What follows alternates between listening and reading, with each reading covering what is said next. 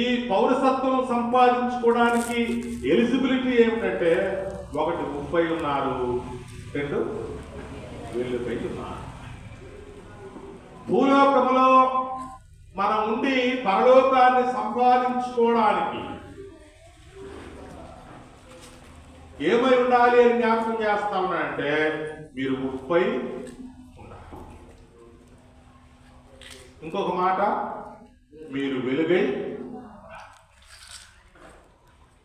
కనుక ఎందుకు ఉప్పు అని అక్కడ ఉపదేశించాడు, లేక వెలుగు అని ఉపదేశించాడు అంటే, ఆ రెండిటికి ఉన్న ప్రాధాన్యతను చూపుతా ఉన్నాడు. ఎలా పరలోకమును సంపాదించుకోవాలో, లేక ఎలా విశ్వాస జీవితంలో మనం కొనసాగి దేవుని యొక్క సాన్నిధ్యంలో దేవుడిచ్చేటువంటి ఆ నూతనమైనటువంటి ఆ లోకము, నూతనమైనటువంటి సృష్టి, నూతనమైనటువంటి రాజ్యములోనికి చేర్చబడడానికి మీరు ఈ లోకంలో ఉప్పై ఉండాలి. ఉప్పు వలన మనకు ప్రయోజనాలు ఉన్నాయి.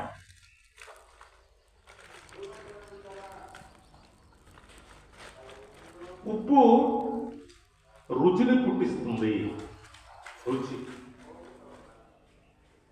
అలాగే ఉప్పు ఏ వస్తువును కూడా చెడగొట్టదు. మనం లోకంలో చూస్తూ ఉంటాం కదా, 6 నెలలు వీడు వాడితో సహవాసం చేస్తే వాడు వీడు అవుతాడు. అంటే ఒక చెడ్డవాడితో సహవాసం చేస్తే చెడ్డవాడు అవుతాడు. అదే ఒక మంచివాడితో సహవాసం చేస్తే మంచివాడు. కనుక ఉప్పు యొక్క తత్వాన్ని మనం చూస్తే, ఉప్పు ఏ వస్తువును చెడగొట్టకపోదు.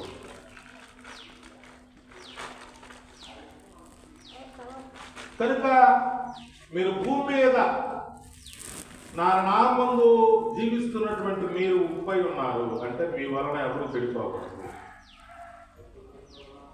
మీరు అందరినీ బాగు చేసేవారు.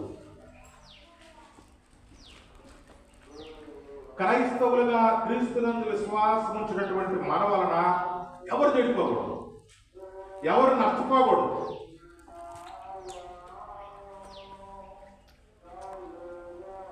అది విట్నెస్ ఆఫ్ క్రైస్ట్ చిల్డ్రన్స్. క్రీస్తు ప్రభు పిల్లల యొక్క సాక్షి. కనుక మన వలన ఎవరు నష్టపోకూడదు. మన వలన అందరూ బాగుపడాలి.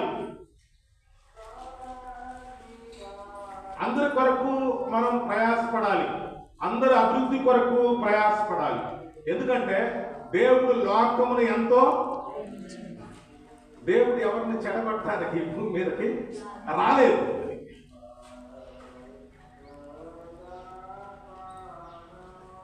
ఆయన అంగీకరించి వారిని ఆదరించి ప్రేమించాడు. ఆయన తృణీకరించిన వారిని సహితం ఆయన ప్రేమించాడు. అందుకనే ఆయన తృణీకరించి శిలువకు అప్పగించినా కానీ, తండ్రి వీరేమి చేస్తున్నారో వీరు ఎరుగరు కనుక వీరిని. కనుక ఈ ఉప్పులో ఉన్నటువంటి స్వభావం, ఈ ఉప్పులో ఉన్నటువంటి స్థితి ప్రభు మన జ్ఞాపకం చేస్తా ఉన్నాడు. ఎందుకంటే నేను లోకమునకు వెలుగై ఉన్నాను, మీరు కూడా అదే ప్రకారం వెలుగై ఉండాలి. మీరు లోకమునకు ఉప్పై. కష్టం కదా, కష్టం కదా ఈ జీవితం, కష్టమే. కానీ మరి దాన్ని ఎంచుకున్న వారు కష్టం నుండే ముందుకు సాగిపోవాలి. కష్టపడడం ఫలితమేమి. కనుక ఈ యొక్క సత్యాన్ని గమనించి మనం ముందుకు సాగాలి. ఎందుకంటే మన life it is not permanent. పారమణిక ఆయుష్ 70 సంవత్సరాలు, అధిక బలం ఉన్న ఎడల 80 సంవత్సరాలు. అంతవరకు కూడా బ్రతుకుతామనే గ్యారంటీ లేదు. రేపేమి సంభవించినో మనకు it is not permanent. So పరలోక రాజ్యపు జీవితం అనగా చనిపోయిన తర్వాత మనం బ్రతికే జీవితం పర్మనెంట్. అది 70 కాదు, 100 కాదు, 1000 కాదు, ఎన్నాళ్ళైనా చిరకాలం. కనుక ఆ చిరకాలము జీవించేటువంటి ఆత్మ సంబంధమైనటువంటి పరలోకపు జీవితము అది స్థిరమైనది కనుక దాని కొరకు ఇక్కడ మనము పరలోక రాజ్య వారసత్వాన్ని సంపాదించుకోవడానికి మనము అనేకులకు మేలుకరంగా దీవెనకరంగా ఉండాలి అని జ్ఞాపకం చేస్తాం. పాత నిబంధనలో ఒక ఆయన ఉన్నాడు, యాకోబు కుమారులు ఒక ఆయన. యాకోబుకి ఎంతమంది కుమారులు? యాకోబుకి ఎంతమంది కుమారులు? 12. కొమ్మ యాకోబు కాదు. ఏ యాకోబు? ఏ యాకోబు? ఇస్సాకు కుమారుడు, అబ్రహాము యొక్క మనవడు ఇస్సాకు కుమారుడైన యాకోబు. 2 కొమ్మోళ్ళు ఉంటే బాధపడతారు. కనుక యాకోబుకు 12 మంది కుమారుడు. ఈ 12 మంది కుమారుడు ఒక కుమారుని పేరు యేషోబు. ఈ కుమారుని పేరు ఏ పేరు? యేషోబు. యేషోబు ఐగుప్తుకి పంపబడ్డాడు. ఎలా పంపబడ్డాడు అంటే కక్ష చేత పంపబడ్డాడు. అన్నల యొక్క కక్ష చేత. అన్నలందరూ అసహించుకున్నారు, అసూయపడ్డారు, ద్వేషించారు. అందుకని ఏం చేశారు? సంపాలనుకున్నారు. కానీ వాళ్ళలో పెద్దోడు పాపం సాకు కాకుండా మన పాడుకుంటున్నాడు. ఏదో ఈ కుటుంబంలో నెట్టేద్దాం అంటే ఈలోపు అక్కడ ఐగుప్తులు వచ్చారు. వారు కొనుక్కున్నారు. అయితే ఐగుప్తు దేశము విగ్రహారాధనతో కూడిన దేశం. ఈజిప్టు అక్కడ సమాధులనే దేవాలయాలుగా ఆరాధన. అక్కడ ఫరోనే దేవునిగా. అయితే ఈ ఐగుప్తు దేశంలోనికి ఒక్కడే వెళ్ళాడు. ఎవరు? ఈ యేషోబు ఫలించడి కొమ్మ. యేషోబు దేవుని యొక్క సంకల్పాన్ని, దేవుని చిత్తమును నెరవేర్చి దేవునికి ఇష్టమైనటువంటి వానిగా, దేవునితో నడిచేవానిగా, దేవుని ప్రార్థించేవానిగా యేషోబు ఉన్నాడు. యేషోబు ఉన్న ఐగుప్తుకి ఏం జరిగిందో తెలుసా? యేషోబు ఉన్న ఐగుప్తుకి ఏం జరిగింది? యేషోబు వలన ఐగుప్తుకు ఏం జరిగిందంటే ఆ ఐగుప్తు కరువు కాలం అంతా కూడా రాకుండా నిర్మూలన. అక్కడ అన్యులే అందరూ ఉన్నది. కానీ ఒక్క దేవుని ప్రేమించిన వ్యక్తి అక్కడికి వెళితే ఏమైంది? ఆ దేశములకు రావలసిన కరువు అంతా తప్పింది. వారు ఆకలి మంటలతో అల్లాడాల్సిన పరిస్థితి నుండి వారు క్షేమకరమైన పరిస్థితికి వచ్చారు. కారణం ఏమిటంటే ఐగుప్తులో యేషోబు ఉన్నాడు. అలాగే ప్రియదేవుని ద్వారా జ్ఞాపకం చేసుకోవాలి. ఈ భూమి మీద క్రైస్తవులుగా ఉన్న మనం ఉండడం వలన ఏమి కలగాలి అంటే ఈ కరువుల నుండి, విపత్తుల నుండి, సమస్త శోధన, బాధ, రోదల నుండి మనము ప్రభువుని మొరపెట్టడం వలన మన చుట్టూ ఉన్నటువంటి ప్రజలకు ఏం కలగాలట? మేలు కలగాలి. మనకు మాత్రమే కాదు, మన వలన మన చుట్టూ ఉన్నటువంటి వాళ్ళందరికీ మేలు కలగాలి. అందుకనే యేషోబు ఐగుప్తులో ఉండడం వలన ఆ ఐగుప్తు దేశానికి మాత్రమే కాదు, తన యొక్క బంధుమిత్రులందరికీ మేలు కలిగించాడు.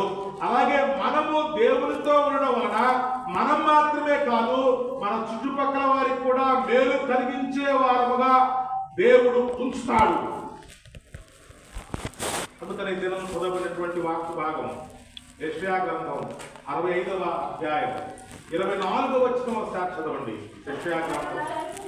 అమ్మా, వారికి ఇలా జరుగును,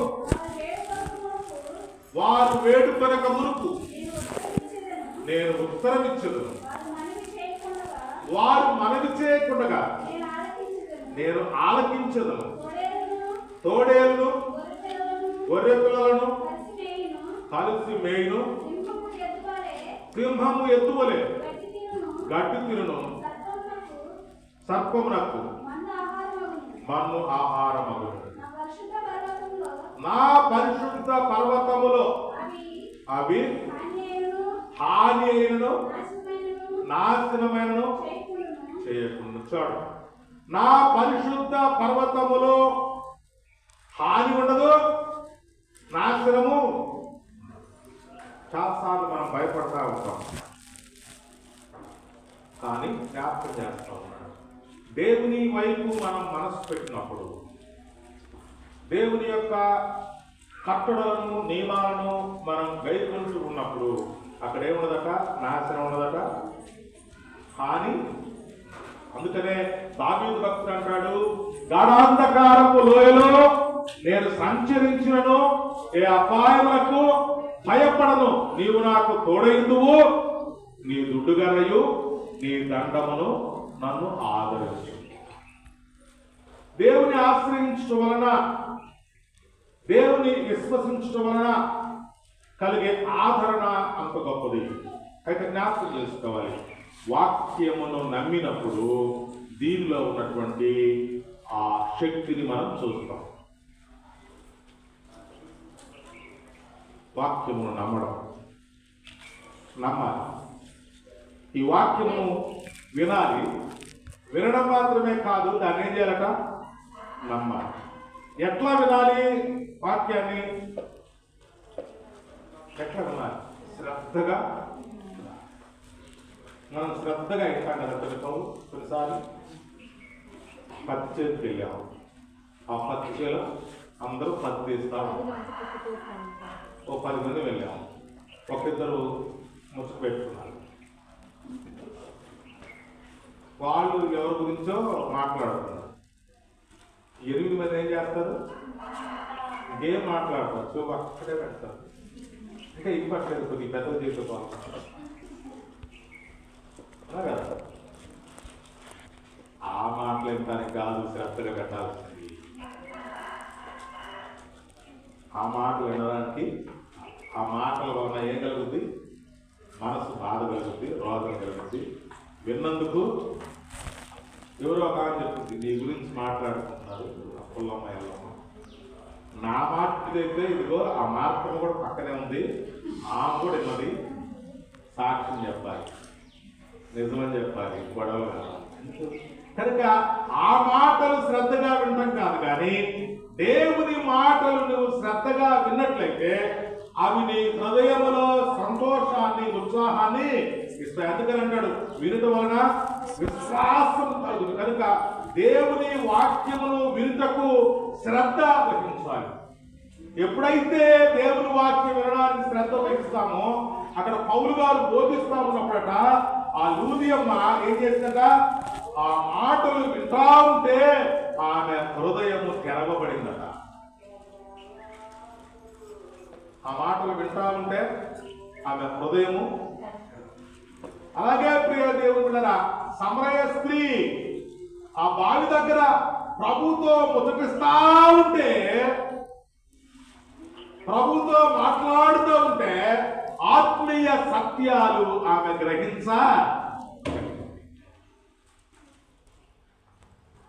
ఆత్మీయ సత్యాలు ఆమె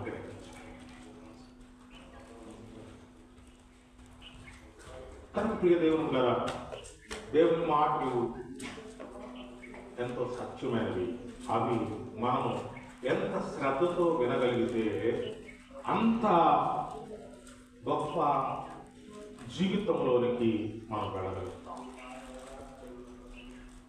కనుక ఆ స్త్రీ ఎప్పుడైతే ఆ సమరయ స్త్రీ ప్రభుతో మాట్లాడుతూ ఉన్నప్పుడు, ప్రభుతో ముచ్చటిస్తా ఉన్నప్పుడు, ప్రభు చెప్పిన మాటలన్నీ ఆ విన్నప్పుడు ఏమైందట, ఆమె యొక్క బలహీనత అంతటిని గురించి ఆమె తెలుసుకోగలిగింది.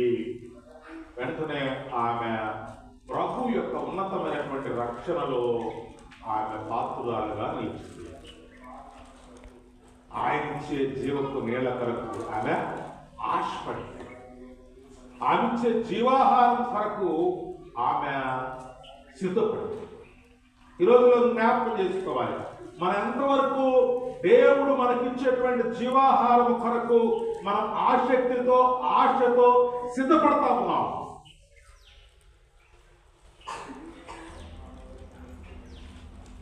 గమనించాలి ప్రియ దేవుడు, క్రైస్తవ జీవితంలో మనం సిద్ధపడవలసిన, అందుకనే సువార్త పాఠంలో చెప్పాడు. ఇంకొకసారి మనం చూద్దాం 16వ వచనం, మత్తయి సువార్త 5వ అధ్యాయం 16వ వచనం. అమ్మా, మనుషులు మీ సత్క్రియలను చూచి పరలోకమందున మీ తండ్రిని మహిమపరచునట్లు వారి ఎదుట మీ వెలుగు ప్రకాశింపనీయుడి. వారి ఎదుట మీ వెలుగు ప్రకాశించాలి.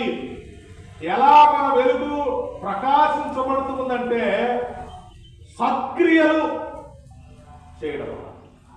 సత్క్రియలు అంటే సత్క్రియలు, క్రియ అంటే పనులు, మనం చేసే పనులు. సత్ అంటే మంచి, సత్క్రియలు అంటే మంచి పనులు. అనగా క్రైస్తవుడు, క్రీస్తునందు విశ్వాసం ఉంచిన వాడు మంచి పనులు చేయాలి. చెడ్డ పనులు చేయడానికి నీకు పర్మిషన్ లేదు. నువ్వు చెడ్డ పనులు చేయడానికి పర్మిషన్ లేదు, ఇవ్వలేదు. నీకు ఇచ్చిన ఆర్డర్ ఏంటంటే నువ్వు మంచి పనులు చేయి, నువ్వు మంచి పనులు చేయి. మంచి పనుల కొరకు నిన్ను ఏర్పాటు చేశాడు దేవుడు. ఏ పనుల కొరకు ఏర్పాటు చేశాడు? మంచి పనులు. కొద్ది 4 చెప్పండి మంచి పనులు ఏంటి అమ్మా? 4 చెప్పండి మంచి పనులు ఏంటి చెప్పండి. 4 మంచి పనులు. మంచి ఏమిటి మంచి పని అంటే జ్ఞాపకం, ఇతరులకు హాని కలిగించకుండా ఇతరులను సంతోషపరిచే ప్రతిదీ మంచి పని. తోటి వారికి సంతోషాన్ని కలిగించే, ఎవరికి కష్ట. అందుకనే ఆజ్ఞలలో 5వ ఆజ్ఞ నరహత్య అంటే ఏం చేయాలి? నరుని హత్య చేయకూడదు, నరుని ప్రేమించాలి. హత్య అంటే కత్తి తీసుకొని పోవటమే కాదు అక్కడ ఆ ఆజ్ఞలో ఉన్న అర్థం. అప్పుడు పెడతాం కదా, అబ్బా వాడి మాటలకు నేను హర్ట్ అయ్యాను కదా.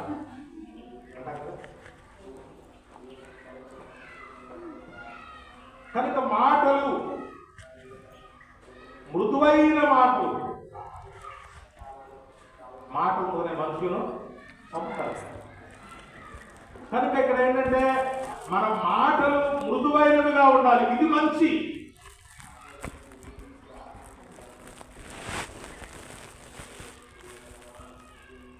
మాటల్లో ఎప్పుడు నెమ్మది ఉండాలి, మాటల్లో ఎప్పుడు మృదువుతనం.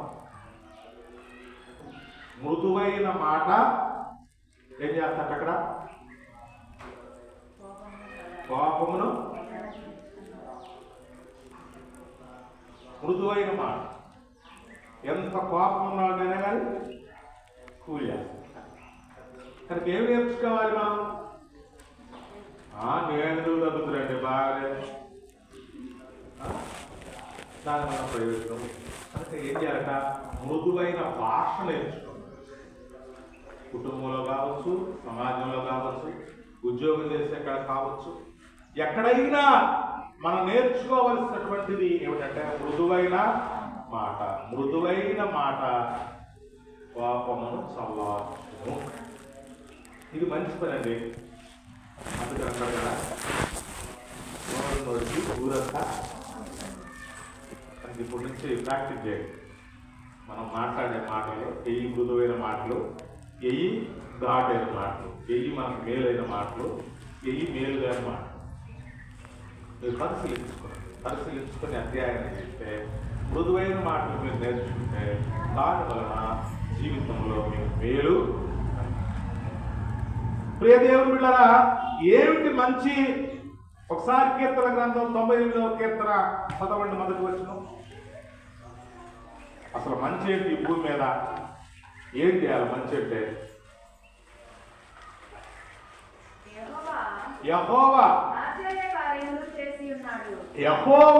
ఆశ్చర్య కార్యములు చేసి ఉన్నాడు. ఆయనను గూర్చి కొత్త కీర్తన పాడుడి. ఆయన దక్షిణ హస్తము, ఆయన పరిశుద్ధ బాహువు ఆయనకు విజయము కలుగజేయుచున్నది. సెకండ్ వర్స్ కొంచెం. యెహోవా తన రక్షణను ఎల్లడి చేసి ఉన్నాడు. అన్యజనుల ఎదుట తన నీతిని బయలుపరిచి ఉన్నాడు. ఇశ్రాయేలు సంతతికి తాను చూపిన కృపా విశ్వాస్యతలను ఆయన జ్ఞాపకము చేసుకుని ఉన్నాడు. బూదిగంత నివాసులందరూ దేవుడు కలుగజేసిన రక్షణను చూచి. కనుక ప్రియ దేవుని